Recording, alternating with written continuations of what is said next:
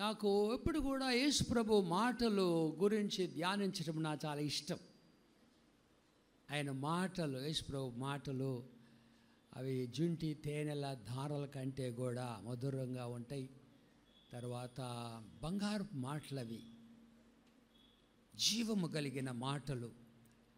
నా దగ్గర red letter Bible ఉంది, ఆ ఎర్ర అక్షరాలతో, తెలుగులో ఇంగ్లీష్లో కూడా ఆ ఎర్ర మాటలు చదవటం నాకు చాలా ఇష్టం. బైబిల్ అంతా దేవుని మాటలే, కానీ యేసు ప్రభు ఈ భూలోకములో ఉండి మన మధ్యలో ఉండి మన కొరకు ఆయన పలికినటువంటి మాటలు ధ్యానించటం అనేది చాలా గొప్ప అద్భుతం. అది మనకు ఆశీర్వాదకరం. యేసు ప్రభు చెప్పిన ఒక మాట, ఒక వాక్యాన్ని ఈరోజు మనం ధ్యానించబోతున్నాం. మన బోధకుడు పరిశుద్ధాత్మ దేవుడు, ఆయనే మనకు బోధించాలి. యోహాను సువార్త 16వ అధ్యాయం 33వ వచనం. నేను బైబిల్ చదివేటప్పుడు మీరు కూడా మనసులో చిన్నగా చదువుకోవాలి. నా యందు మీకు సమాధానము కలుగునట్లు ఈ మాటలు మీతో చెప్పుచున్నాను. మీతో అంటే శిష్యులతో. సమాధానం మీకు కలగాల. మాటల్లో, ఆయన మాటల్లో సమాధానం ఉంది, piece.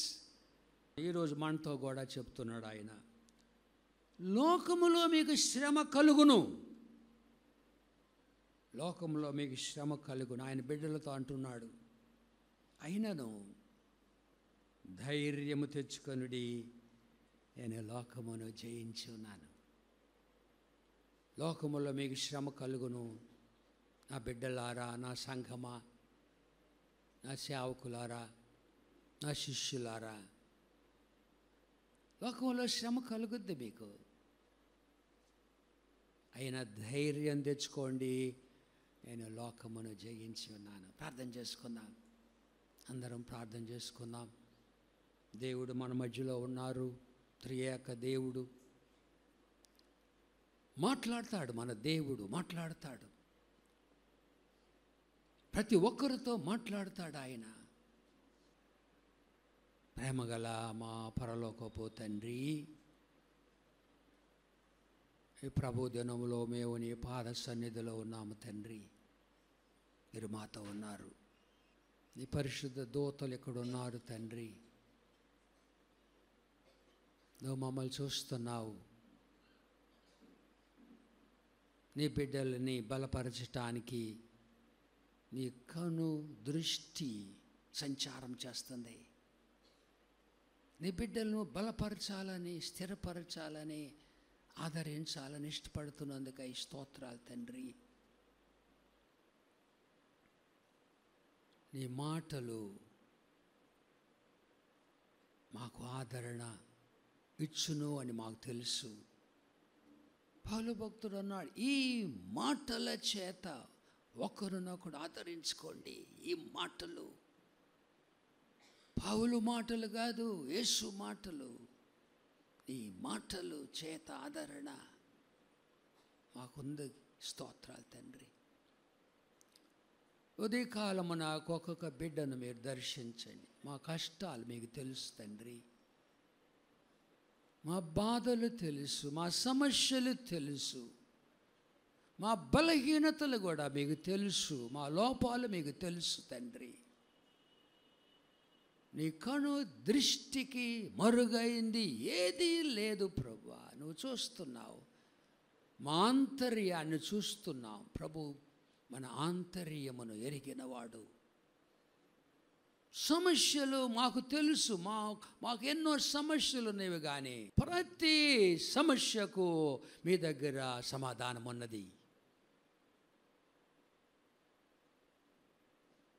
We know only problems, Lord.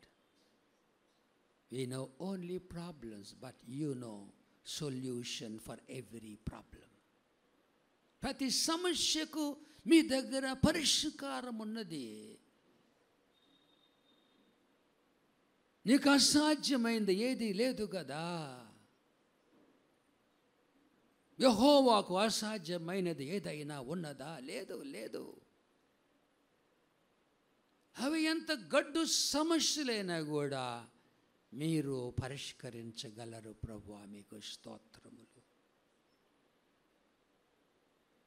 ఈ సమయంలో మమ్మల్ని దర్శించండి తండ్రి. మీ జీవ వాక్కుల ద్వారా దర్శించండి.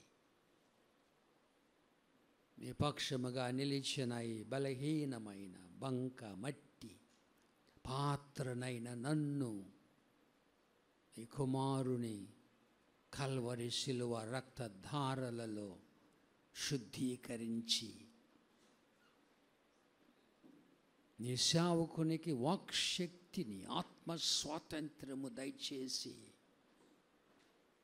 నీ దాసుని ద్వారా మందరితో మాట్లాడండి.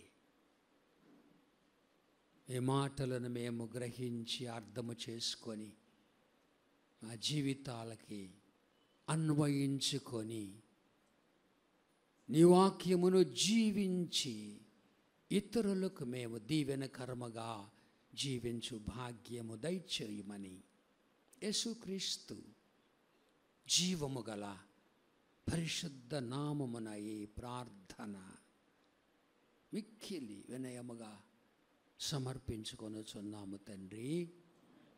Amen, amen, amen. క్రీస్తునందు ప్రియమైన దేవుని సంఘమా, ప్రభు మాటలు, ఆ మాటల్లో జీవం ఉంటుంది. యేసు ప్రభు మాటల్లో ప్రాణం ఉంటుంది. ప్రాణం.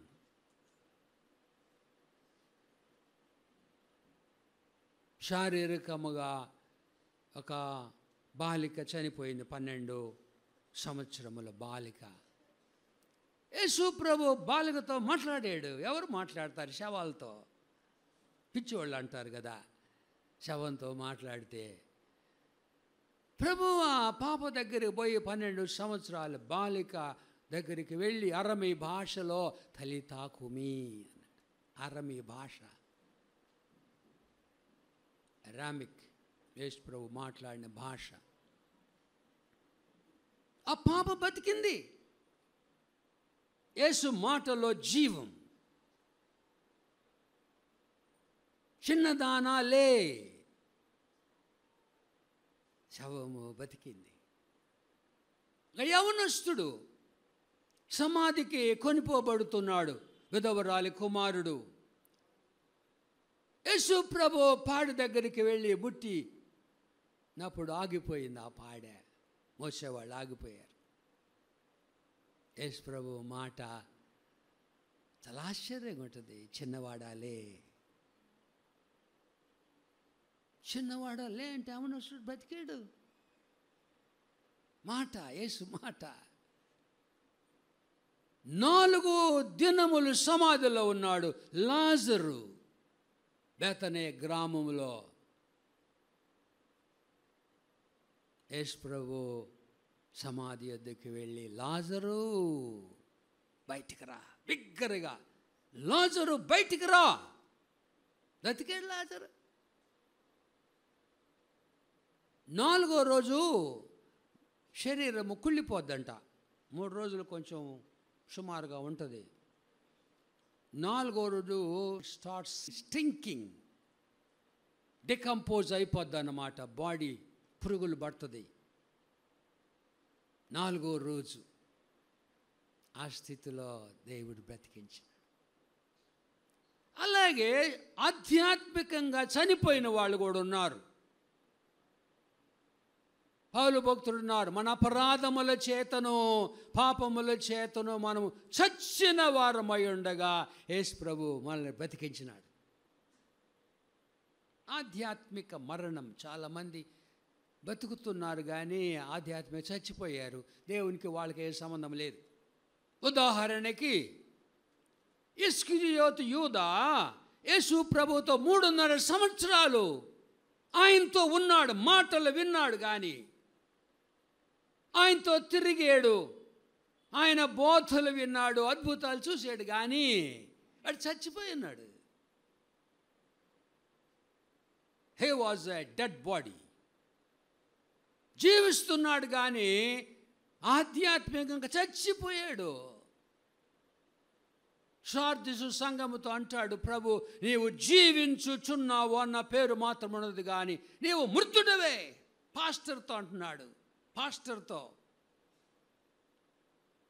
లవదొకే సంఘము దూతతో అంటున్నాడు ప్రభు, నీవు జీవించుచున్నావన్న పేరుంది, కానీ నువ్వు మృతుడు, చచ్చిపోయావు. నువ్వు ఇట్లుండారు చాలామంది ఇక్కడ.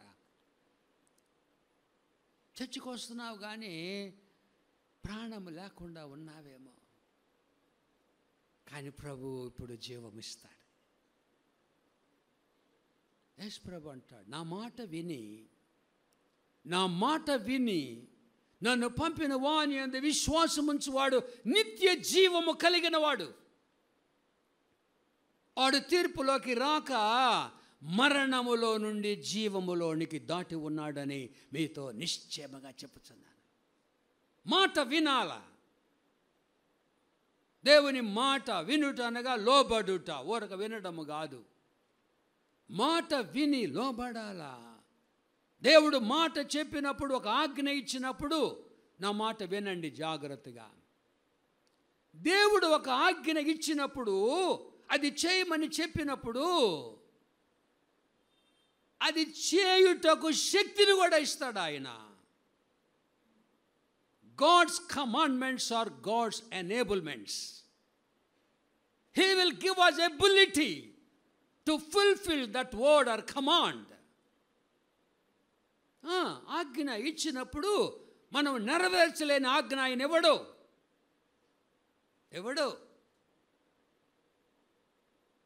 మనం ఏది చేయగలమో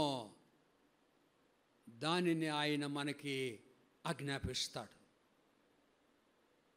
సాతాను ఏమంటా అంటే, అది మీకు కుదరదులే, మనం చేయలేములే. అది పౌలైతే ఉన్నాడు కానీ, వాళ్ళైతే ఉన్నారు, అబ్రహాము, దావీదు, వాళ్ళ దేవుడే మన దేవుడు కూడా. కనుక దేవుని మాటలు మనకెంతో గొప్ప ధైర్యము, ఆదరణ. ఇక్కడేమన్నా అంటే, ప్రభువు నా యందు మీకు సమాధానము కలుగునట్లు ఈ మాటలు మీతో చెప్పుచున్నాను. మాటలు, ప్రాణము కలిగిన మాటలు. ఈ సమయంలో మీకు సమాధానం కావాలా? నాకు కావాలా? సమాధానం వద్దనే వాళ్ళు ఎవరు ఉన్నారు? అందరికీ సమాధానం కావాలి. ఏదో ఒక సమస్య ఉంటుంది కదా, ఉంటుంది, ఏదో ఒక సమస్య ఉంటుంది, సమాధానం కావాలి. కానీ ఆయన మాటల్లో సమాధానం ఉంది. దావీదు మాటలు జ్ఞాపకం చేసుకున్న ఆయన మాటల గురించి, దేవుని మాటలు, యేసు మాటలు, అవి ఎలాంటి మాటలు అనేది బైబిల్లో రాయబడింది. దయచేసి సంకీర్తన 12లో 6వ వచనం, యెహోవా మాటలు పవిత్రమైనవి. ఈ మాట అందరూ నాకు చెప్పాలి. అవి మట్టి మూసలో 7 మారులు కరిగి ఊదిన వెండి అంతా పవిత్రములు. All the words of God. ఏంటండి అలంకారం? ఫిగర్ ఆఫ్ స్పీచ్ అంట. అవి రుజువు చేయబడినవి అన్నమాట దేవుని మాటలు. ఈరోజు ఒక మాట ఏంటంటే, లోకములో మీ శ్రమ కలుగును, అయినా ధైర్యం తెచ్చుకోండి, నేను లోకమును జయించి ఉన్నాను. These things I have spoken to you, that in me you may have peace. In the world you will have tribulation, but be of good cheer. I have overcome the world. సంతోషంగా ఉండండి, ధైర్యం తెచ్చుకోమని తెలుగులో ఉంది, కానీ ఇంగ్లీష్లో సంతోషంగా ఉండండి. Be happy. క్రైస్తవులు అంటే సంతోషంగా ఉండేవాళ్ళని అర్థం. సంతోషంగా ఉండాలి, ఎప్పుడు ఏడు మొహాలు పెట్టకూడదు. కొంతమంది ఏడు మొహాలు ఉన్నాయి కొంచెం. ఎందుకు అట్లా ఉన్నారు? Be happy. క్రైస్తవులు సంతోషము. అందరూ వచ్చి మీకు ఎందుకండి ఇంత సంతోషము, ఎందుకు ఇంత సంతోషంగా అనాలా, అడగాల. కష్టాల్లో కూడా మనం పాటలు పాడతాం. చనిపోయినప్పుడు కూడా ఎట్లాంటి పాటలు, మన పాటలు చనిపోయినప్పుడు పాటలు పాడతాము. ఎవరు పాడతారు ఈ పాటలు? Christians, only Christians can sing. ఇదే నాకు ఆనందం. ఎందుకంటే ఒక శృంగార దేశానికి ఈ వ్యక్తి వెళ్ళిపోయాడు కాబట్టి మనం ఆనందిస్తాం. కనుక దేవుని బిడ్డలు ఎల్లప్పుడూ సంతోషంగా ఉండాలా, కష్టాల్లో కూడా. ఎందుకంటే కష్టాలు కూడా దేవుని సెలవు లేకుండా మన దగ్గరికి రావు. Even sufferings come to us with the permission of God. సైతాను కూడా దేవుని సెలవు లేకుండా మనల్ని టచ్ చేసే అధికారం లేదన్నమాట. If you are the child of God, దేవుని బిడ్డవై, దట్స్ ఎ కండిషన్. దేవుని బిడ్డలకు అంత గొప్ప భద్రత ఉన్నదన్నమాట. ఆయన బిడ్డలకు అంత గొప్ప భద్రత. యేసుప్రభు ఈ మాటలు ఎవరితో చెప్పాడు?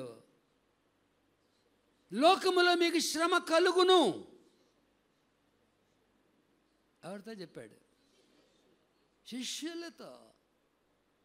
శిష్యులంటే ఎంత ఇష్టమో ఆయనకి, యేసుప్రభుకి. వాళ్ళకు కూడా ఇష్టమే.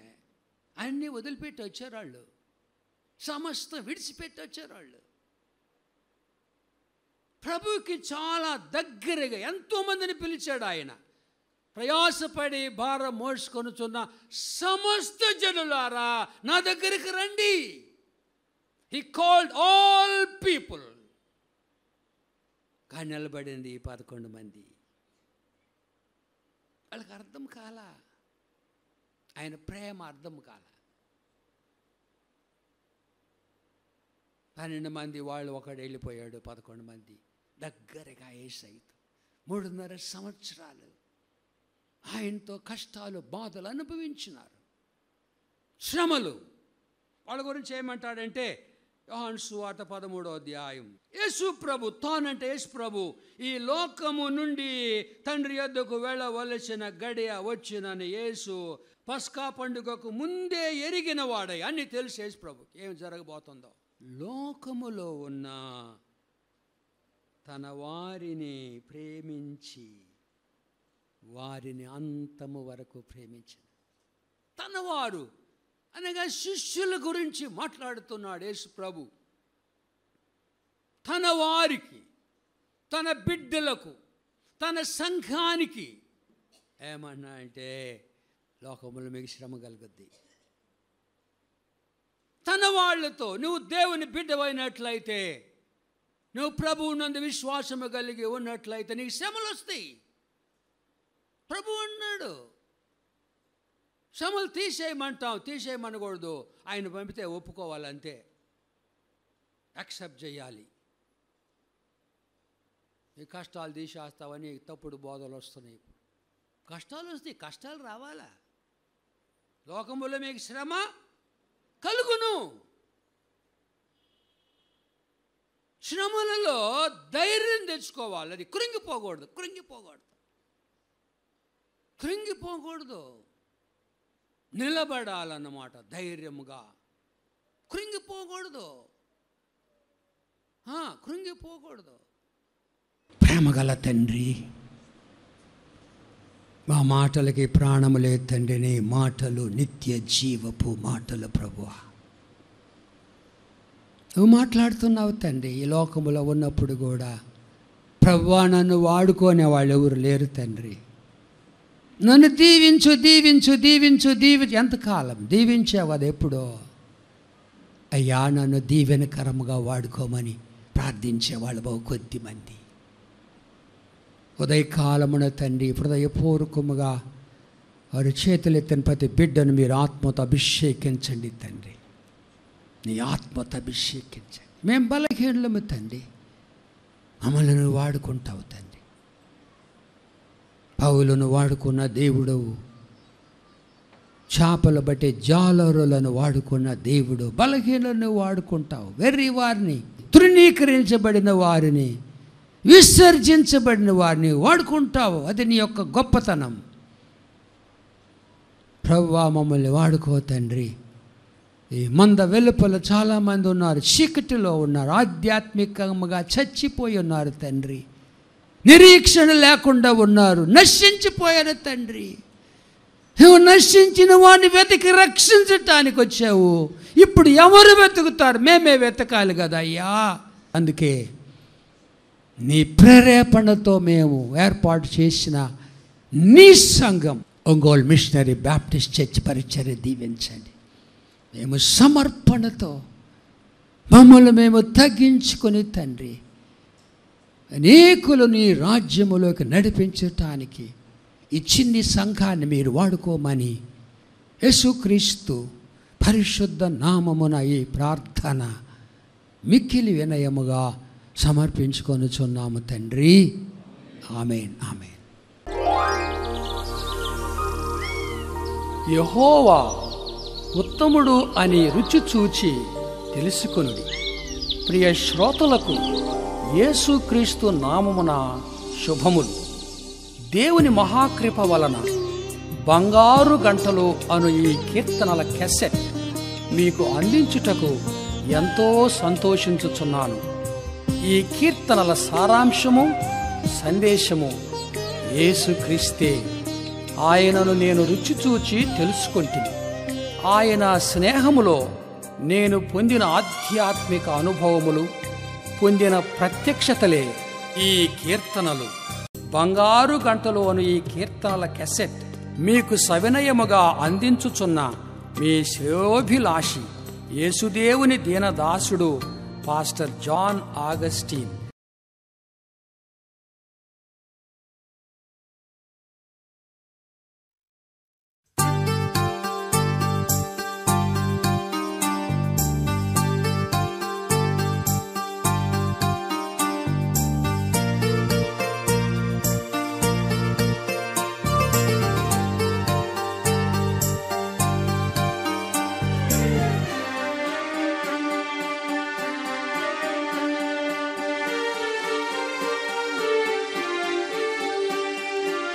దుప్పి నీటి వాగులకై ఆశపడిన రీతిగానే దప్పిగొని నేనుంటినిప్పుడు దప్పి తీర్చెడి వారు ఎవరు? దుప్పి నీటి వాగులకై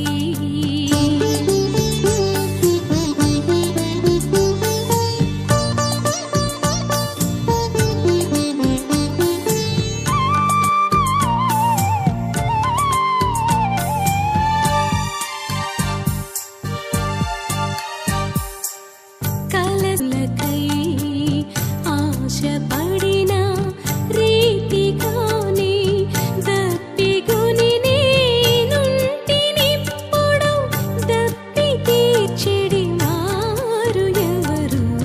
దుప్పి నీటి వాగులకై